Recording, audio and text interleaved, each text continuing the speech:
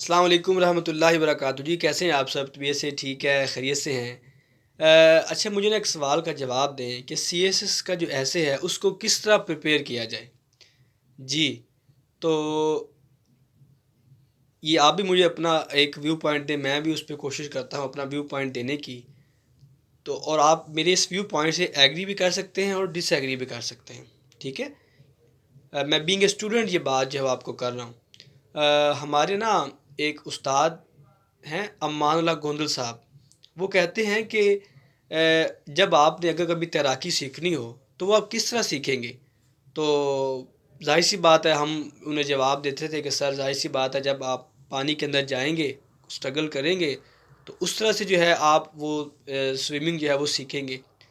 तो वो कहते हैं बिल्कुल ऐसे भी जो है ना वो भी स्विमिंग की तरह ही है। इसके आप चाहे असूल और कवानीन जितने भी सीख लें, लेकिन जब तक आप इसकी ट्रेनिंग नहीं करेंगे, आप इसकी प्रैक्टिस नहीं करेंगे, ये जो है ना आपको ऐसे जो है वो फिर उसकी जो एक रूह है वो आपकी जो है ना वो हासिल नहीं होगी। तो इसके कुछ पॉइंट्स हैं, कुछ असूल हैं, उन असूलों को सीख लें, उसके बाद जो है इसकी प्रैक्टिस की तरफ हम आएँगे। मैं आपको 4 से 5 पॉइंट्स जो है वो डिस्कस करूँगा जो मैंने अपने उस्तादों से सीखे हैं। पहला जो पॉइंट है, हाफ़िज़ करीमदाद चुगताई साहब जो है उनसे ये चीज़ सीखी है। वो ये कहते हैं कि ऐसे के लिए जो सबसे मेन चीज़ है वो है उसका स्ट्रक्चर। ऐसे का जो स्ट्रक्चर है वो अगर इंसान को पता हो तो वो फिर उसके मुताबिक जो है ऐसे को अच्छी तरह से जो है वो लिख सकता है। स्ट्रक्चर जो है ना सीएसएस के ऐसे का वो बहुत ज़रूरी है। अब उसके लिए जो है ना आप मुख्तलिफ़ सोर्सेज़ यूज़ कर सकते हैं। आप जो है मुरीद जस्सा साहब की बुक है उसमें से इसका ऐसे का स्ट्रक्चर सीख सकते हैं।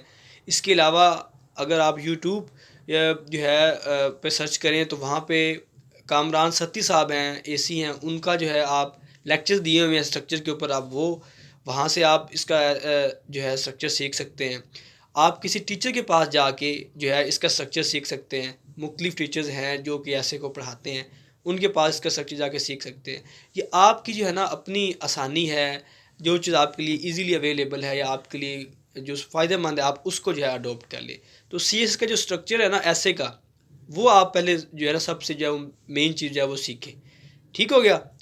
और इसके बाद स्ट्रक्चर में आपको पता है जो सोशल इश्यूज़ के ऐसे होते हैं ज़्यादातर, उसमें अगर आप देखें स्ट्रक्चर तो उसमें इंट्रोडक्शन है, फिर उसके बाद टॉपिक को हम या डिफ़ाइन कर देते हैं या उसकी टाइप्स बता देते हैं, कुछ चीज़ है तो, या उसका स्कोप बता देते हैं, करंट रेलेवेंस बता देते हैं, करंट ग्रेविटी बता देते हैं। यानी कि नंबर 2 जो उसका हेडिंग होगा ऐसे के स्ट्रक्चर के लिहाज से, वो उसकी आप उसको डिसाइफ़र करेंगे, टॉपिक को डिफ़ाइन करेंगे या उसके टाइप्स बताएँगे, और जो थर्ड होगा वो कॉजेज़ पे बात होगी।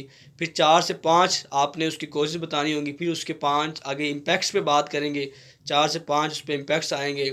फिर आगे उसका वे फॉरवर्ड होगा, उस पे भी कुछ 6-7 पॉइंट, 5-6 पॉइंट आप लिखेंगे, फिर एंड पे कंक्लूजन होगा। तो ये एक जनरल सारा स्ट्रक्चर है, जो सोशल इश्यूज़ वाले ऐसे होते हैं ना उनका।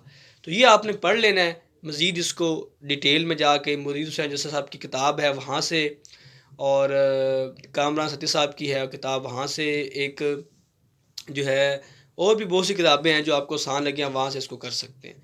जो और जो इसके बाद आपने क्या करना है, जब आपको ये पता चल गया कि मैंने आउटलाइन्स कैसे बनानी है, इंट्रोडक्शन कैसे लिखना है, फिर आपने क्या करना है नंबर 2 पे, फिर आपने क्या करना है, कुछ थीम्स हैं ऐसे कि वो प्रिपेयर करने हैं। ये सेकंड पॉइंट है, प्रिपेयरिंग द थीम्स। वो थीम जो हैं, हमारे एक उस्ताद हैं बड़े मोहतरम तैमूर बुखारी साहब, ये उनसे सीखे हैं हमने कि थीम जो है ना, एक आप 8 से 10 अगर तैयार कर लेते हैं किसी भी ऐसे के, तो इंशाअल्लाह जो है ना आप एक अच्छा स्कोर जो है ऐसे के अंदर वो करते हैं। अब वो थीम्स कौन-कौन से हैं, वो मैं जनरल से अभी जो मेरे ज़हन में है बता देता हूँ। एजुकेशन है, वुमेन है, उसके अलावा जो है ग्लोबल वार्मिंग है या क्लाइमेट चेंज है, उसके अलावा जो है आप डेमोक्रेसी ले लें, ग्लोबलाइजेशन जो है, इकोनॉमी है, ठीक है? इसके अलावा जो है आपका पॉलिटिक्स है, गवर्नेंस है, मीडिया है, ठीक है? ये कुछ मेन थीम्स हैं जिसको आपने ज़रूर करना है जब आपको सीएसएस का स्ट्रक्चर समझ आ गया ऐसे का। तो इन थीम्स को आपने अच्छी तरह से प्रिपेयर करना है हर डायमेंशन से, यानी कि हर डायमेंशन से आपने इस इन थीम्स को आपने प्रिपेयर करना है, ठीक है? जब आपने इन थीम्स को प्रिपेयर कर लिया, ठीक है, अच्छी तरह से, वो आप मुख्तलिफ सोर्सेज से आप उसके लिए हेल्प ले सकते हैं। आप नेट इंटरनेट का हेल्प ले सकते हैं। जो मैंने बुक्स बताई हैं आपको, ये मुरीद हैं जैसा साहब की, वो वहाँ पर भी दी हुई ये डायमेंशंस। आप जब नासिर जमाल साहब की किताब है CSS एसेंशियल्स, वो वहाँ से ले सकते हैं। एक असलान ज़ाई साहब ने लिखी है, नहीं, नासिर जमाल साहब की किताब जो है ना वो कम्पिटिटिव एसेज हैं। और एक हैं हमारे बड़े अच्छे उस्ताद असलान ज़ाई साहब, CSS एसेंशियल्स उनकी किताब है। तो वहाँ से भी जो है आप हेल्प ले सकते हैं, ठीक है। तो वहाँ से आपने इन टॉपिक्स का जो है ना कुछ आपको आउटलाइंस मिल जाएंगी, इनका जो भी मटेरियल मिलता है इन थीम्स के रिलेटेड, वो आपने अच्छी तरह से उसको आपने जो है ना अंडरस्टैंड कर लेना है और उसको अच्छी तरह से प्रिपेयर कर लेना है इन थीम्स को हर डायमेंशन से। यही हो गया नंबर 2 पॉइंट्स, ठीक है जी। जब आपने इन थीम्स को प्रिपेयर कर लिया अच्छी तरह से, तो फिर आपने क्या करना है नंबर 3 पे, अब आपका असल जो है ना प्रैक्टिस वाला काम वो शुरू होगा, जो असल है आपका, ठीक है। अब आपने क्या करना है, आपने जनाब लेना है पास पेपर लेने हैं 2000 से लेकर 2023 तक, वो पास पेपर आपने पकड़ने हैं। और ये जो थीम्स आपने प्रिपेयर किए हैं ना, इन थीम्स को ज़हन में रखते हुए जो जो टॉपिक्स उसमें आपके थीम के रिलेटेड आ रहे हैं, एक एक थीम पे एक एक जो है ना आप हर पेपर में से एक एक बस टॉपिक लें। इस तरह इमेजिन करें जैसे आप पेपर के अंदर बैठे हैं और उस टाइम के मुताबिक आप बैठे हैं, उसकी आउटलाइंस बनाएं और उसका इंट्रोडक्शन लिखें। शुरू में सिर्फ इतना करें, आउटलाइन बना के, इंट्रोडक्शन बना के, वो आप किसी भी अपने टीचर को, किसी भी ऐसे बंदे को जो पहले जिसने अटैम्प्ट दी हो या जिसको पता हो कि ऐसे कि क्या बेसिक एसेंशियल्स होते हैं, उसको आप इसको इवेलुएट करवा सकते हैं, ठीक है।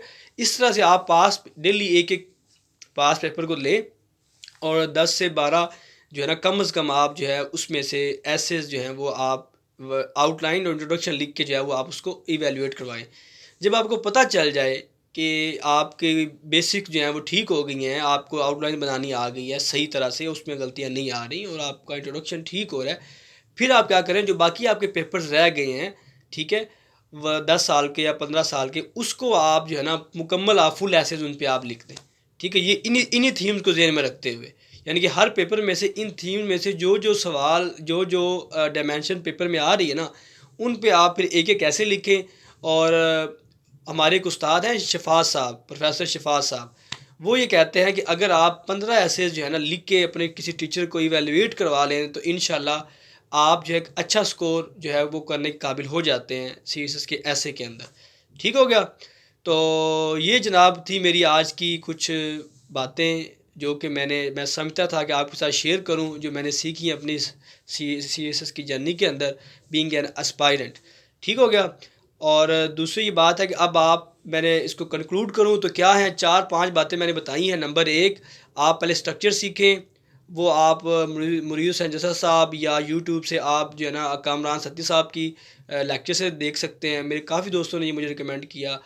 और नंबर 2 पे आप स्ट्रक्चर के बाद थीम तैयार करें, मैंने आपको 8 थीम बताए हैं।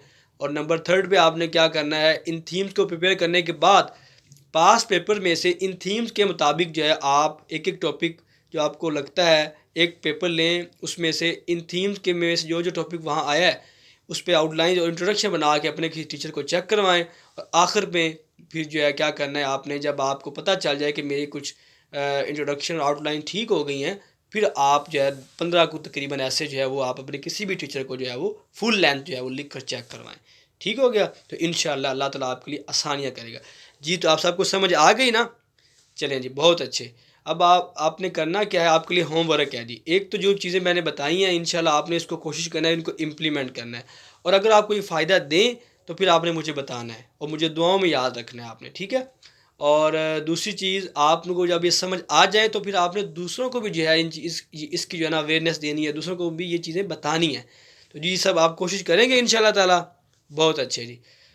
मेरी दुआ है कि अल्लाह ताला सबको कामयाब करे। इस आखिरी शेर के साथ इजाज़त चाहूँगा।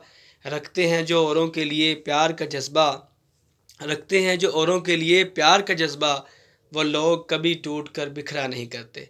अपनी बहुत सी दुआओं में याद रखिएगा। अस्सलाम वालेकुम रहमतुल्लाहि व बरकातुहू।